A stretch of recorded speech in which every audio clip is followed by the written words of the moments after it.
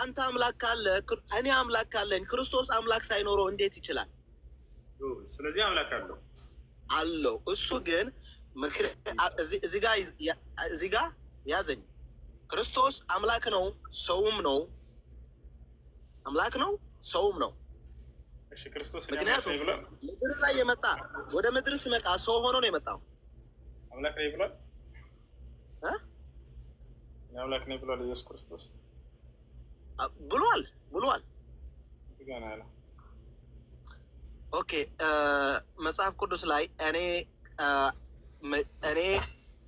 ከአብርሃም በፊት ነበርኩኝ ይላል። አንድ ያዝልኝ። መቼ ነበር አላልኩም። እኔ አምላክ ነኝ ብሎ አስተምሯል። ኢየሱስ ክርስቶስ ሲያስተምር ጊዜ ምንድን ነው አስተማራ እኮ እያልኩ እኮ ነው። አዎ እኮ እያልኩ ነው።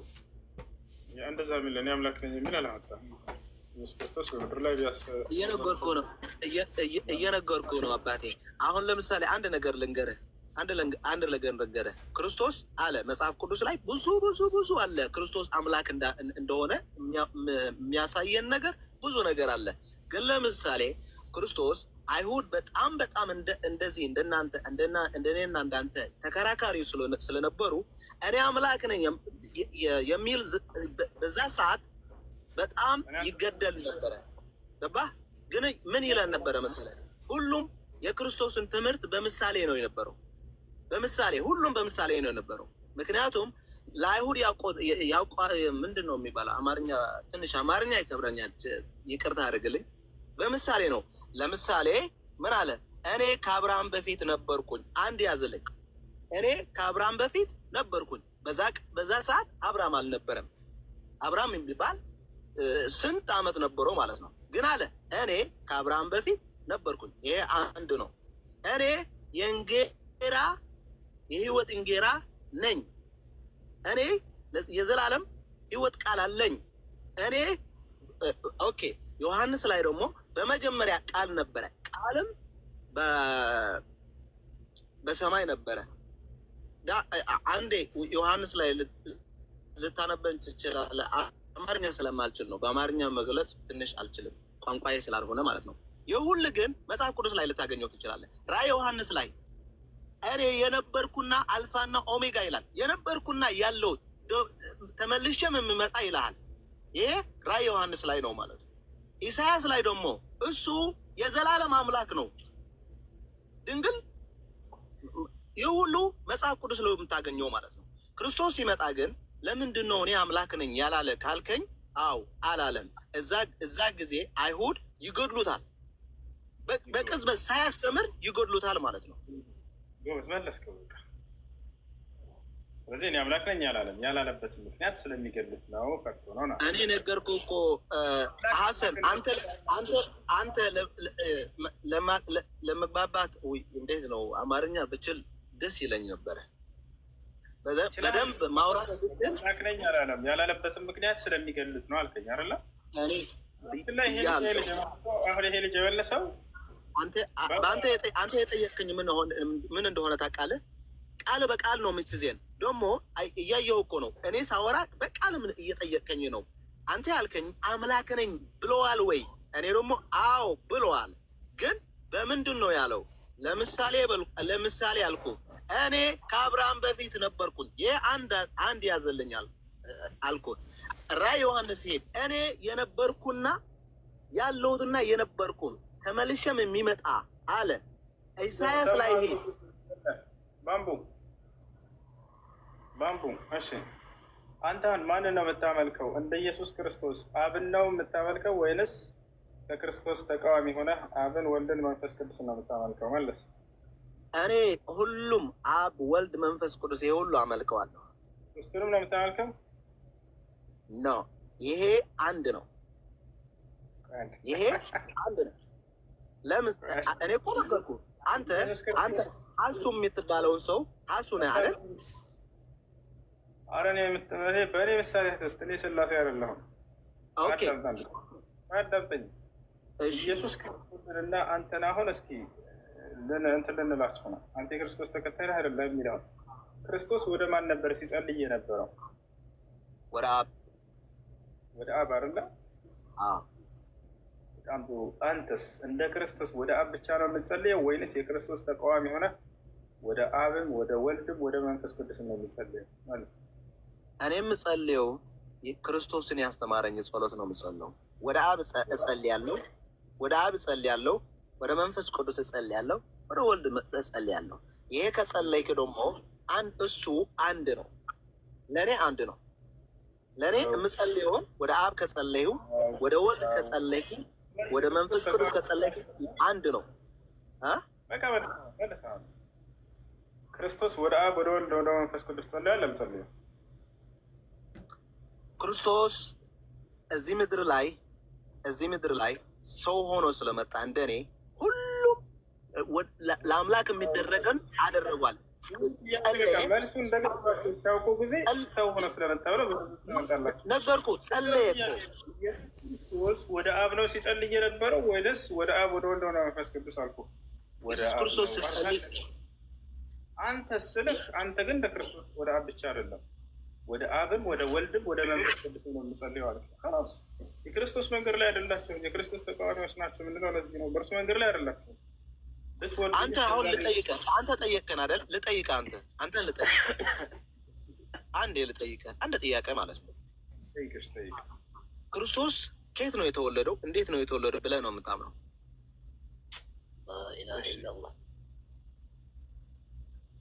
ማለቴ ንገረኛ፣ የአንተ እምነት ነው አይደል? ለእኔ እኮ ጠየቀኝ፣ እንደዚህ አብ አለው እንዴት እንደዚህ ብለህ ጠየቀኝ። አንተ በራስህ ክርስቶስ እንዴት ነው የተወለደው ነው የምትለው? ኢየሱስ ክርስቶስ አባት አለው ከድንግል ማርያም ያለ አባት ከሴት ብቻ አምላክ አላህ ሱብሓነሁ ወተዓላ ተአምራዊ በሆነ መንገድ ፈጠረ። ምንድን ነው ተአምራዊ መሆነ ማለት? ምን አይነት ተአምር ነው? ያለ አባት ከሴት ብቻ በቃሉና በመንፈሱ ፈጠረ። በቃልና በመንፈሱ። እሺ ማስረጃ ልስጥህ?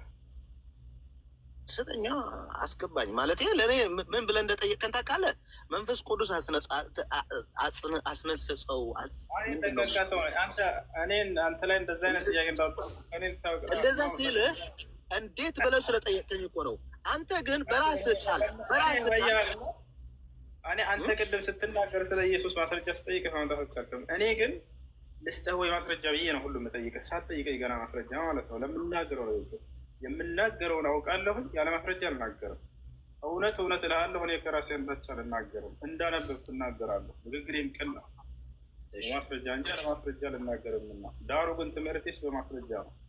እውነት እልሃለሁ፣ ይህን ብትቀበል ትብጽዋለህ። መንገድህ ማስረጃ አላህ ሱብሓነሁ ወተዓላ ክርስቶስን ኢየሱስን በቃሉና በመንፈሱ ፈጥሮታል። ያለ ወንድ ዘር ፈሳሽ ወንድ ማንም ሳይገናኛት ማርያም ነው።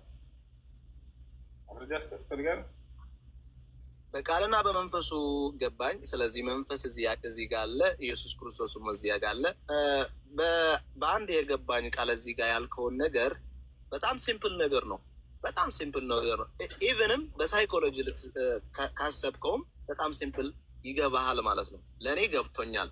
አንተ እንደዛ ብለህ ካመንክ እኔ ክርስቶስን በመንፈሱ ተፈጥሮ በመንፈሱ እግዚአብሔርን በተአምራቱ ፈጥሮ እዚህ ጋር ላመጣው ለእኔ ለራሴ ለማዳን ብሎ የፈጠረውን የክርስቶስን ያድናል ብዬ አምላክ ነው ብዬ መሄድ ምንም ባልከውን መሰረት ምንም እዚህ ጋር ስህተት የለም ማለት ነው። ምክንያቱም አንተ ራስህ ቃልክ በቃልና በመንፈሱ በተአምራቱ ሰራው።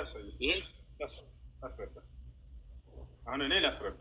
በቃልና በመንፈስ ሲባል ምን ማለት ነው የሚለውን ላስረዳ። እሺ፣ ከሰው አንጻር አዳምጠኝ። አንተ መረዳት ከሆነ የምትፈልገው ወደ ማዳን ያድናል ኢየሱስ ማዳን ሲባል ምን ማለት ነው ወደሚለውም ቀጥታ እንሄዳለን። አዳምጠኝ። አምላክ አላህ ሱብሓነሁ ወተዓላ በደንብ አዳምጥ ረጅማ መሲሁን ዒሳ ዓለይሂ ሰላምን ወይም ኢየሱስን በቃሉና በመንፈሱ እንደፈጠረው ነግሮናል። ቦታቸዋል ማስረጃ يقول الله سبحانه وتعالى إن مثل عيسى عند الله كمثل آدم خلقه من تراب ثم قال له كن فيكون እዚህ ጋር በቃሉ እንደፈጠረው ሲነግረን ምን ይላል?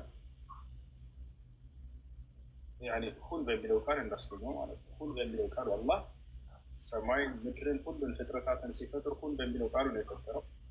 መሲሁንም በዚህ ሁን በሚለው ቃሉ ነው የፈጠረው። ማርያም ጠየቀች መልአኩ ገብርኤልን እኔ ወንድ ያልነካኝ ሲሆን እንዴት ከኔ ልጅ ሊወለድ ይችላል ብላ ጠየቀችው። ሁን በሚለው ቃሉ ያስገኘዋል ልጅ ብሎ መልሱን ነገራት። በሱራ አልዒምራን ላይ ቃለት ረቢ አና የኩኑ ሊ ወለድ ወለም የምሰስኒ በሸር ቃለ ከዛሊከ ላሁ የኽሉቁ ማ የሻ ኢዛ ቀዷ አምረን ፈኢነማ የቁሉ ለሁ ኩን ፈየኩን። አላህ አንድን ነገር ማድረግ በሻ ጊዜ ሁን ይለዋል፣ ወዲያው ይሆናል ብሎ መልአኩ ገብርኤል ነገራት። ስለዚህ ሁን በምትለው ቃል አስገኘው። ገብታችኋል አይደለ? መንፈስ የሚለውስ በሱራ ኒሳ ላይ አላህ ስብሐነሁ ወተዓላ ሲናገር ምን አለ? ያ አህለል ኪታብ ላ ተግሉ ፊ ዲኒኩም ገይረ ልሐቅ ወላ ተቁሉ ዐላ ላሂ ኢላ ልሐቅ ኢነማ ልመሲሑ ዒሳ ብኑ መርየም ረሱሉላህ ወከሊመቱሁ አልቃሃ ኢላ መርየም ወሩሑን ሚንሁ። ከእኔ በሆነ መንፈስ እያለ ይገልጸዋል። ከእኔ በሆነ መንፈስ ማለትስ ምን ማለት ነው? በሆነ አላህ ከራሱ የሆነ ከራሱ መንፈስ እንደዚህ መንጭቆ ሰጥቶት ላ እንደዛ ነበር። ከእኔ በሆነ መንፈስ ማለት እኔ ከፈጠርኳቸው መንፈሶች ማለት ነው። ባለቤትነትን የሚገልጽ ነው። ከእኔ የሆነ ክብር ሰጥቻለሁ ብለው ሰውየውን የእኔም ባለቤትነት የሚገልጽ እንጂ ከኔ ተቀብሎ የሄደ ብር አይደለም። ታችኋል አይደል? አላህ ስብሐነሁ ወተዓላ ነፍሳቶችን ፈጥሮ ጨርሷል ቀድሞ ማለት ነው። መስሉ ከመፍጠሩ በፊት ከነዚያ ከፈጠራቸው መንፈሶች መካከል አንዷን መልአኩ ገብርኤልን አዝዘው ይዘው ሄዶ በማርያም ላይ እንዲዘራት አዝዘው። ስለዚህ በቃልና በመንፈስ ሲል ይሄ ማለት ነው። አሁን እዚህ ቦታ ላይ አንድ ነገር እናስተውል። ለምንድን ነው ታዲያ አላህ ስብሐነሁ ወተዓላ አዳምንም በቃሉ እንደፈጠረው ገልጾናል።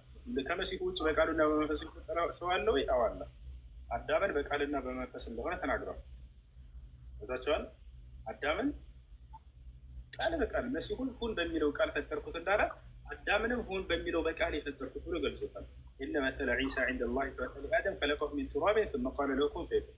የአፈር ሰራሁት አዳምን ካለ በኋላ ከዚያም ሰው ሁን አልኩት ወዲያውም ሆነ ይላል። ስለ ቅድም ስለ መሲሁ ምን አለ? ሰው ሁን አልኩት ወዲያውም ሆነ እያለ ይናገራል። አዳምን እስከ መንፈሱ እንደፈጠረው ተናግሯል ወይ? አዎ ተናግሯል። እሱ በሱረቱል ሒጅር ሁለተኛው ገጽ ላይ ምን አለ? ፈኢዛ ሰወይቱሁ ወነፈኽቱ ፊሂ ሚን ሩሒ ፈቀዑ ለሁ ሳጅዲን አለ። አዳምንም ፍጥረቱን አስተካክዬ ከቀረጽኩት በኋላ ከመንፈሴን በዘራሁበት ጊዜ አለ። አያችሁት? አዳምንም ከመንፈሴ ብሎ ገለጸው፣ መሲሁንም ከእኔ በሆነ መንፈስ ብሎ ገለጸው። ሁለቱም በቃልና መንፈስ ነው። አያችሁ? ለዚህ ነው የአዳምና የመሲሁ አፈጣጠር ከእኔ ዘንድ አንድ ነው እያለ የሚናገረው። ምንም እንኳን የተገኙበት ምንጭ አዳም ከአፈር ቢሆንም ኢየሱስ ክርስቶስ ከድንግል ማርያም ማህፀን ቢሆንም በቃልና በመንፈስ በሚለው ደረጃ ናቸው።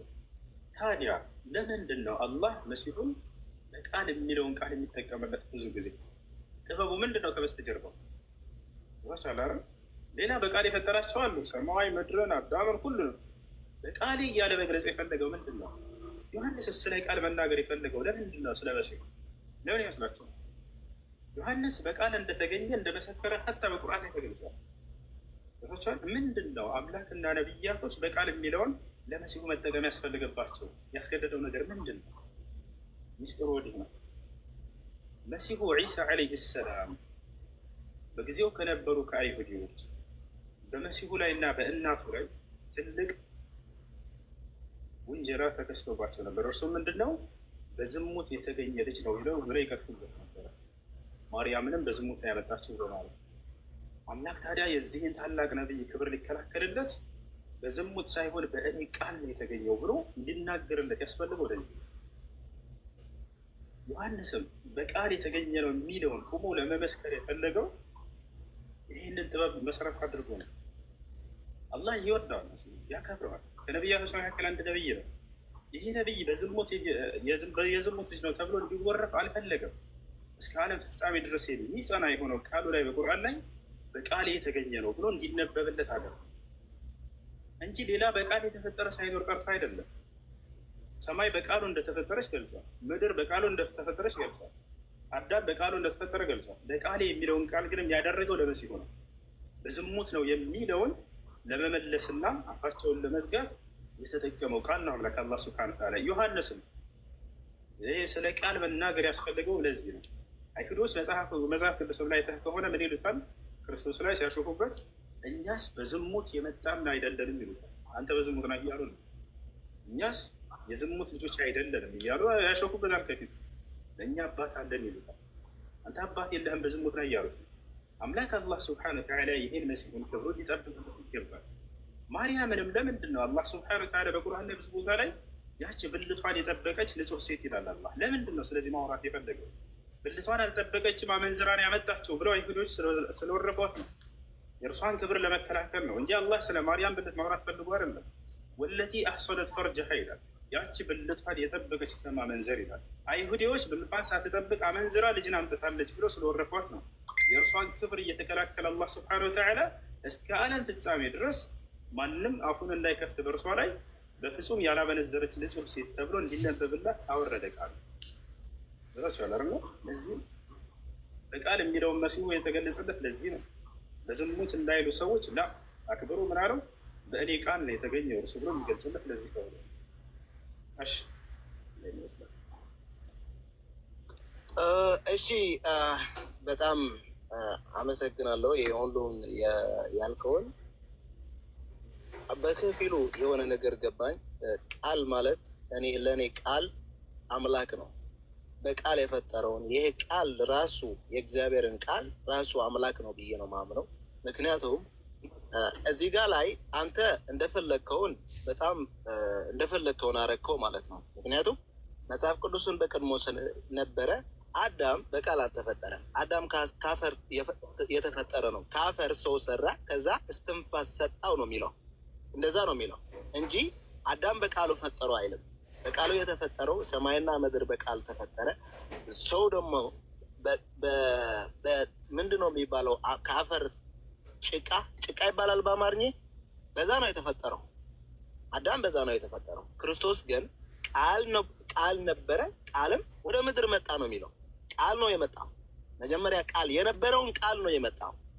ያልነበረ ሳይሆን የነበረ ቃል መጣ፣ እዛ ምድር ላይ ወረደ ማለት ነው። ግን መሆን ስላለበት ሰው መሆን አለበት። ምክንያቱም ሰው እግዚአብሔር ልታየው ትችላለህ እንዴ? ማንም ሰው እግዚአብሔርን አያውቀውም። ማንም ሰው አታውቀውም። ማንም ሰው እግዚአብሔርን ያየው እዚህ ምድር የለም። ለዘላለምን አይኖርም። ለዘላለምን ለእግዚአብሔር ልታየው አትችልም። ልታየው ሞተህም እዛ ገብተህም ልታየው አትችልም። እግዚአብሔር ትልቅ ነው፣ ምንም አይታወቅም ማለት ነው። ክርስቶስ መጥቶ እግዚአብሔርን ያየ የለም። እግዚአብሔርን ያየ የለም። አው የቱ አው ያለ ያየ የለም። ማን አለ? እግዚአብሔር ያየው የለም። እግዚአብሔር ያየው የለም። በምድር የለም፣ በምንም በሰማይ መላእክትም እግዚአብሔርን ማየት አይችሉም። እኛ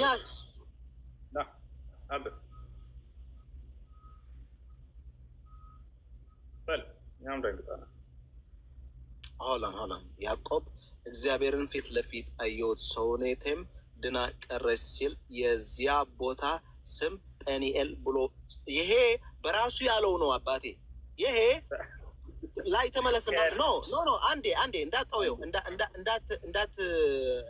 ወደ ሌላ እንዳትወስደው። ይሄ መልአክ እግዚአብሔር ነው ወደ ያዕቆብ የመጣ ከዛ ምንድን ነው ተቃልሶ ነው የሚባለው በአማርኛ። ያዕቆብን ያለው ነው። ሰው የሆነ ነገር ማለት ይችላል አባቴ። ይሄ ያዕቆብን ያለው ምለስልኝ አምጣልኝ፣ አንዴ አምጣልኝ አባቴ፣ አንዴ አምጣልኝ። አዎ ማታ ትንሽ ብዙ ነበር። አንድ ጊዜ አምጣልኝ። ይሄ ያዕቆብ ያለውን ራሱ ያለው ነው። እግዚአብሔርን ፊት ለፊት አየሁት ብሎ ነው። በላይ ከጀመርክ ምን ይላል መሰለ? በላይ ከጀመርክ ከሰው ነው፣ በህልም በራእይ ነው የተደባደበው። የተቃለሰ ነው የሚባለው። ተቃለሰ አወደቀው አይደል? እንደዛ ነው የሚለው ጽሁፉ። በላይ ጀመር። ምክንያቱ አንተ ለምን መሰለ ሰው ያለውን አንተ ራስህን በቃ እንደዚህ ይላል እሺ ይኸውልህ አባ፣ እሺ ምን ለማለት ፈልገህ ነው? ያዕቆብ ምን ይላል? እኔ እግዚአብሔርን አየሁኝ ይላል። አይቶታል አላየሁም ነው አሁን ጥያቄው። ማይ ጋድ እናንተ ይሄ ነው ችግራችሁ። ስማ እናንተ መጽሐፍ ቅዱስን እንደዚህ ብለህ አምጥተህ ለመግባባት ሳይሆን የምታመጣው አሁን ለምሳሌ እኔ እንደዚህ ብዬ ከቆራን አምጥቼ ከሰጠው እግዚአብሔርን አይተሃል አላየውም? ያዕቆብ የጌታ ሰው አላየውም። እግዚአብሔር ያየው ሰው የለም። እግዚአብሔር ያየው ሰው የለም። እግዚአብሔር ያየው ሰው የለም። ያዕቆብ ዋሽቷል ማለት ነው። ተመለስልኝ። ልታነቦት ኦኬ። ከዛ ቀጥል እስቲ ትንሽ። እንዲህም አለው ሊነጋ ነው። አንድ ኖ ኦኬ። ያዕቆብን ግን ለብቻው ቀረ። እንዲህ ሰውም እስከ አንብብልኝ እና አማርኛ ብዙ አይደለሁ። እሺ አንብብልህ። በዚያችም ሌሊት ተነሳ፣ ሁለቱን ሚስቶቹንና ሁለቱን ባሪያዎችን 11ዱንም ልጆቹን ወስዶ የያቦቅን ወንዝ ተሻገረ ይላል። ወሰዳቸውም፣ ወንዙንም አሻገራቸው፣ ከብቱንም ሁሉ አሻገረ። ያዕቆብ ግን ለብቻው ቀረ። አንድ ሰውም እስከ ንጋት ድረስ ይታገለው ነበር። እዚህ ጋር ተመለስ። ምንድን ነው የሚለው? አንድ ሰው ይላል አይደል? አንድ ሰው ማን ይሆን ነው? ቀጥል። አሁን ቀጥል። እንዳላሸነፈውን ባየ ጊዜ የጭኑን ሽልዳ ነካው። ያዕቆብም የጭኑን ሽልዳ ሲታገለው ደነዘዘ። እንዲህም አለው፣ ሊነጋ አቀላልቷልና ልቀቀኝ። እርሱም ካልባረከኝ አልለቅህም አለው። እንዲህም አለው፣ ስምህ ማን ነው? እርሱም ያዕቆብ ነኝ አለው። ከእንግዲህ ወዲህ ስምህ እስራኤል ይባላል እንጂ ያዕቆብ አይባልም። ከእግዚአብሔር ከሰውም ጋር ታግለህ አሸንፈሃልና አለው። ከማን ጋር ነው የታገለው? ከእግዚአብሔር ከሰውም ጋር። ከእግዚአብሔርም ጋር የተቃለሰውን ሰው ነው አይደል? ኧረ በፈጣሪ ስለሱ አይደለም፣ ስለ ሰውዬው አይደለም ጥያቄ። እግዚአብሔርን ታግሎ አሸንፏል አባቴ። እና አንተ አታስብም ሰው እግዚአብሔርን ተቃልሶ ማውደቅ ይችላል?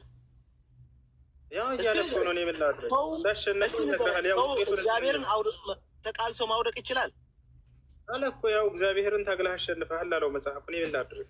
እሺ ውረድ።